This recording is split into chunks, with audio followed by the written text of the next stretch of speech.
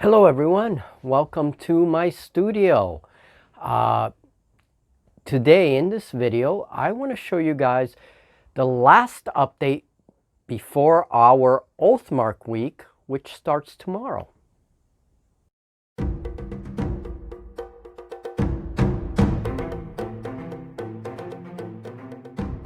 Hi guys, all right, so I'm going to give you the last little update. I know I've been posting a lot of updates about oathmark. Julie and I are getting very excited about it. This afternoon, Sunday, it's the day before oathmark week here in the studio. We actually did a few mock turns, and kind of did like a little short game, a mock game, before we actually start filming tomorrow. This way we have some idea of what's going on. I'm going to be trying a whole new way of filming my battle reports. So we'll see if that works. I don't know. If it doesn't work, I'll go to plan B. But either way, we're going to bring you some battle reports this week on oathmark.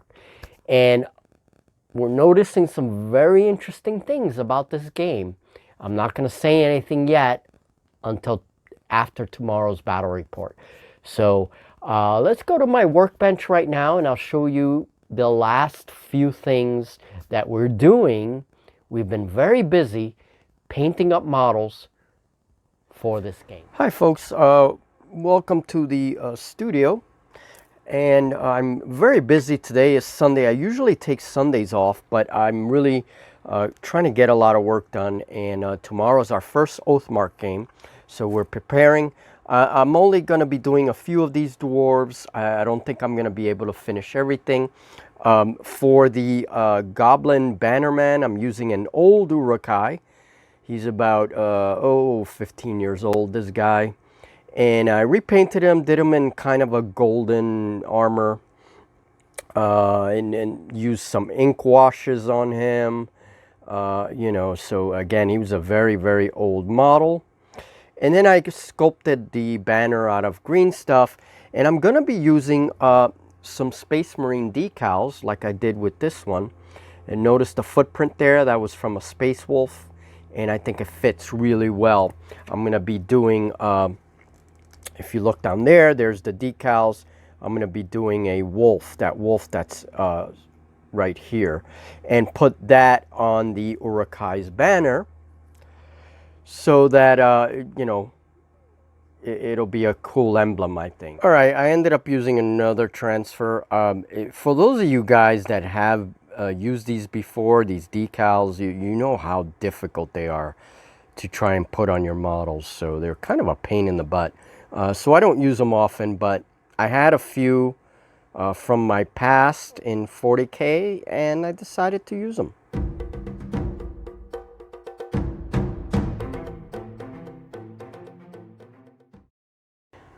And so with India ink, what I do is I have several of these bottles, and they last forever.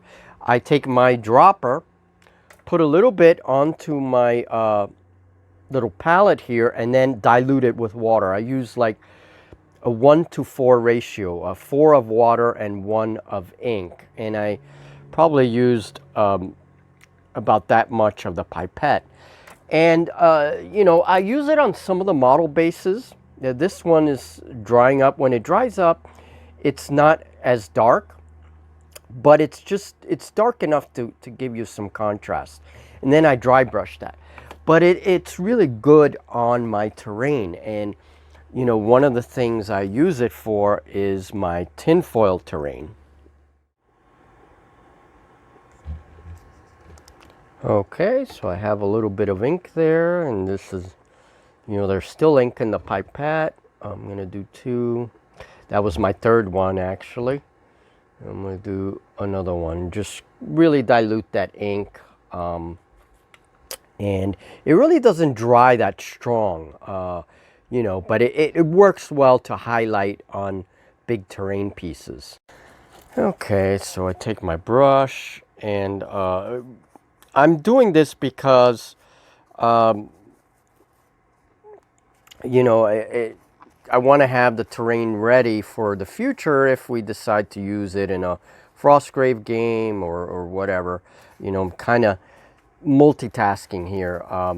Most of my stuff for oathmark is already prepared, what I'm going to use, and today Julie and I are going to be doing mock games of oathmark. We're not going to be filming. It's just going to be mock games so that we can practice the rules. And I'm also using a new technique for my battle reports. I'm going to be using 2 cameras, and we're going to see how that works. You know, I'm going to be filming from different angles, and then during the editing, we'll kind of unite the clips and see how that works. So I'm just washing this. You see how dark it was, and now it's just kind of dissipating a little bit, but it's still giving you sort of the highlights of the wood. So, you know, it's not bad. There's some clothespins in there that I used for structure support, and I'm going to wash those, and then I'm going to be giving this another kind of coat. And I love the way tinfoil looks. I know there's still a little bit of that shine in there. This inking mutes that a little bit, so it's not so shiny, but I just love it. I think it's, you know, in fantasy, it works great. It's like a different kind of building material, you know, that whoever built these towers is using, you know, something like that. I don't know. All right, so a little bit more washing, and then this piece will dry out, and then I do all the highlights, and this ruined chunk of tower will then be done. So because tinfoil terrain is large, you know, like I said, I'm not going to be using my expensive inks for this kind of stuff. And I want to take advantage of all that neat corrugation that tinfoil has.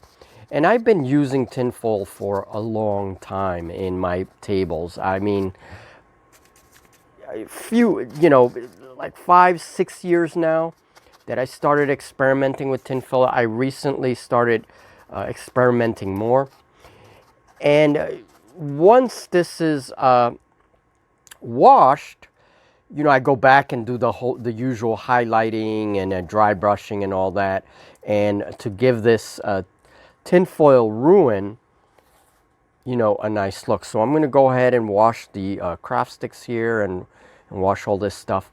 If you haven't seen my tinfoil playlist, check it out. There's a lot of tinfoil terrain there, and you know, you'll see this in my Frostgrave tables and all that. So I'm going to show you a little bit more of the washing before I go. Okay, and I do remember now that in our Oathmark Kingdoms, I think one of us has ruins. But either way, we are going to use some ruins on our table. And so now I'm going to let this tinfoil terrain dry up, and then I'll do the highlights and dry brushing. So, all right. That was our update for today. Don't miss Oathmark tomorrow. It'll begin tomorrow and go on throughout the week. Hopefully we can bring you guys a few games. So I hope you enjoyed that little update. I realize that I'm not going to be able to paint all the models. Each infantry box for Oathmark contains about 30 figures. That's 60 figures. No way that I'm going to be able to paint all those models before tomorrow. So you will see some unpainted models, unfortunately. I'm sorry, guys. But we are filling in a lot of the stuff we need for our kingdoms, for our games. We are filling in with a wide variety of different model ranges. And you will probably recognize some of those model ranges. So we'll talk about that towards the end of the week when we wrap up Oathmark week. So let's see how many games I can bring you guys. We are hoping for at the very least 3 games, but we are really hoping for 4 or 5, the way we did with Vanguard. So let's see what happens this week, folks.